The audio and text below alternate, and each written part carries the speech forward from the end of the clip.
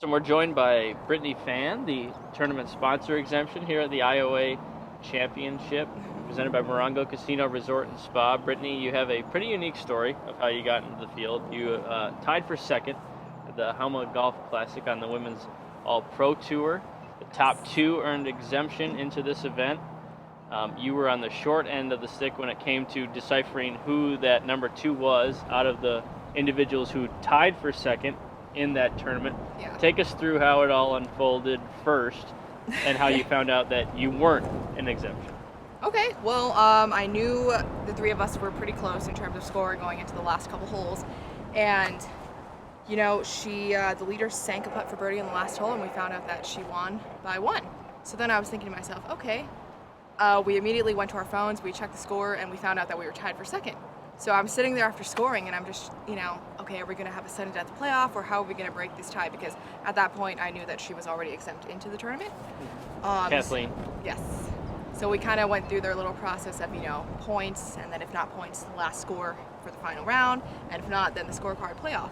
And when we did the scorecard playoff, she birdied 17, which means that she won, and I didn't. But I guess it was just a little, I don't want to say upsetting, but a little upsetting, just because, she's already into the tournament. We shot the same thing, and I guess, in my opinion, a fair sudden death playoff would have been a great way to decide the winner. But I showed up to the tournament the next week in Louisiana, and I thought I was doing an interview, but instead I got surprised right in the middle of it. And, basically IOA did not fill that second exemption spot, and they were kind of told the situation and I guess impressed with play last week, so I'm very blessed and very fortunate to be here. What tournament was it on the WAPT where you learned about your exemption? It has a funny name, but last week in Louisiana, actually. We were playing out in Lake Charles. So yeah, before the first round. In round one, I just happened to get there a little bit early, and I had a lot of adrenaline going, so I needed to calm myself down.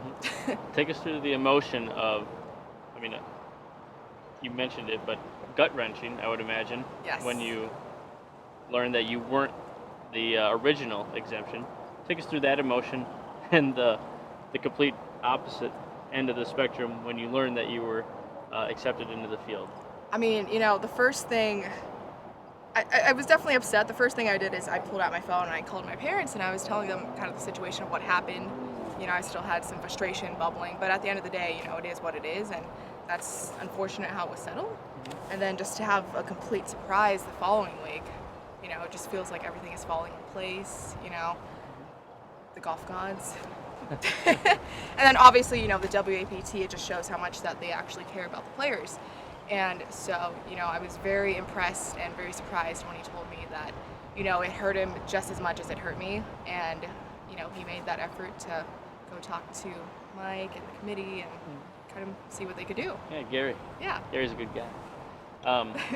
And then just playing out here now, you've been off and on since 2019 on the road to the LPGA to get a shot. You've played in the Florida's Natural Charity Classic earlier this year, but to get a shot in a reduced field size and to use what you've worked on during your events on the Women's All-Pro Tour, how exciting is it, and what have you worked on to get prepared for this event? In order to get where you need to go, having the opportunity to play these events is very important. So, it's just when preparation meets opportunity, you try to execute and do as best as you can. For me personally, I've been working a lot on just being at peace and in balance, mentally, emotionally, spiritually, that kind of thing, in combination with working, on the right things with my coaches. And so this year I feel, in a very different, a much more solid, calm, just secure place. So I'm looking forward to the season. Awesome. Yeah. Well, good luck this week. Thank you. With the hills and the wind. Yes. Always looking forward to it. That's all we need.